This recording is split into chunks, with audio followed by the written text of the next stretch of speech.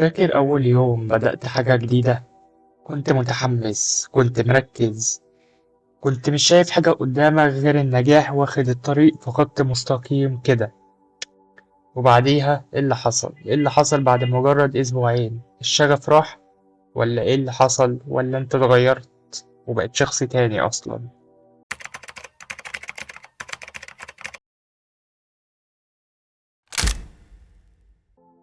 الحقيقة إن أغلبنا مش بيفشل.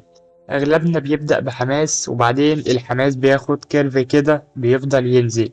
بعدين الحماس بيخلص وساعتها بنفتكر إن المشكلة فينا أو المشكلة في الحاجة أصلا اللي إحنا بنعملها مثلا. وبنرجع نقول يمكن أنا مش عندي شغف كفاية أو يمكن المجال ده مش مجالي. يمكن الحتة دي مش حتتي أصلا.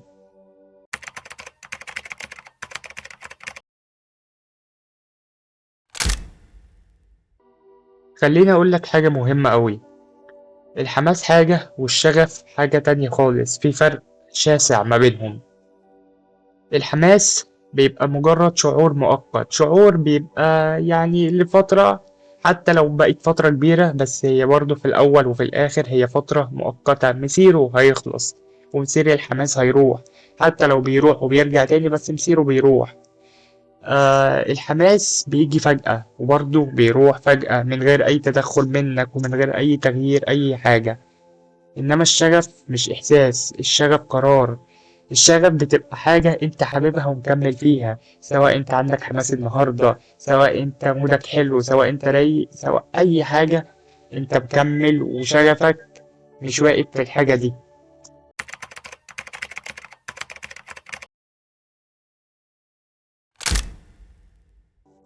أنا شخصيا بدأت حاجات كتير قبل كده. لعبت جيم، عملت مشاريع، حتى قناة اليوتيوب دي. بس في حاجات وقفتها طبعا، وزي ما بقول الكلام ده بقوله لنفسي برضه. في كل مرة كنت متحمس جدا، أول أسبوع، أول أسبوعين، أول 3، أول شهر حتى، ويمكن كمان توصل لأول سنة. وبعد كده مفيش أي حاجة والحماس راح وبوقف. بعدين فجأة بصحى يوم مش عايز أعمل أي حاجة. وساعتها كنت بقول خلاص يمكن ده مش طريقي أو يمكن السكة دي مش سكتي مثلا. بس اكتشفت بعد كده إني كنت مستني الإحساس هو اللي يكملني، مش أنا اللي أكمل نفسي وأنا اللي أكمل الحاجة اللي أنا بعملها.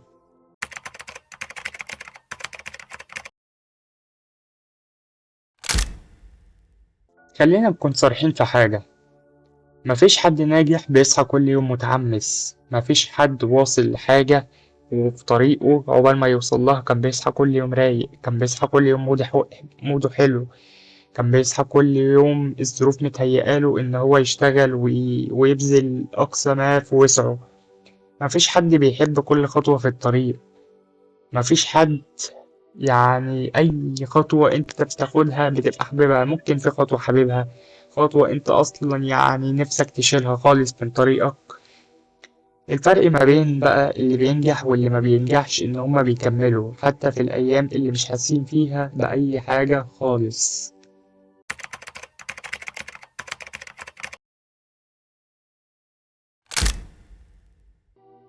هو ليه الشغف بيختفي؟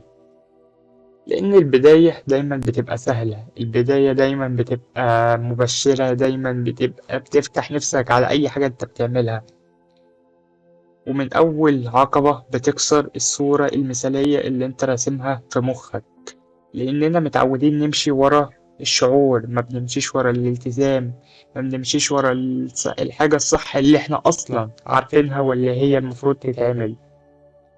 أول ما الموضوع بيبدأ يصعب ويبوخ معاك بتفتكر إن ده خلاص ده مش طريقك، وخلاص أنت مش هتكمل في الحتة دي.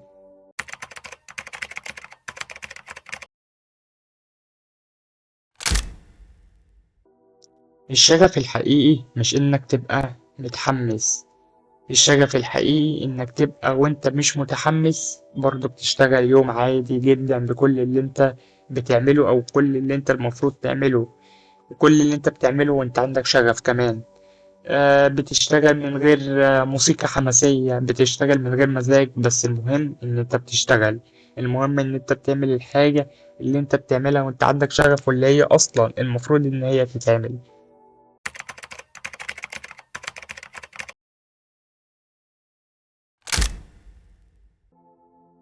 لو مستني الشغف علشان تتحرك، هتتحرك يومين بس هتقف 10 أيام. لكن لو اعتمدت على الانضباط هتوصل، حتى وانت مش متحمس، حتى وانت مش حاسس بحاجة، حتى وانت الدنيا معاك مش أحسن حاجة، بس انت ملتزم برضه.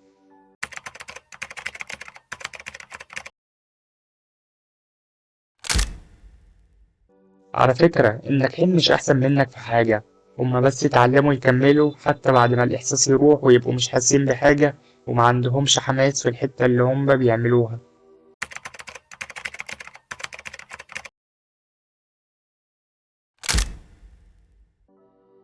فلو حاسس إن شغفك راح، ممكن يبقى هو ما راحش أصلا ولا حاجة. يمكن ده دخل في مرحلة النضج، وأنت دخلت في مرحلة الجد ومرحلة الحقيقة، ومرحلة إن أنت تاخد الطريق الصح بكل صعوباته، بكل حاجة فيه.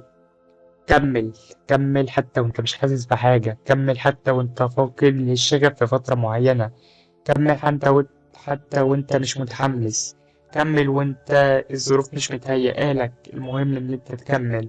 وصدقني ده هيبقى أقوى قرار تاخده.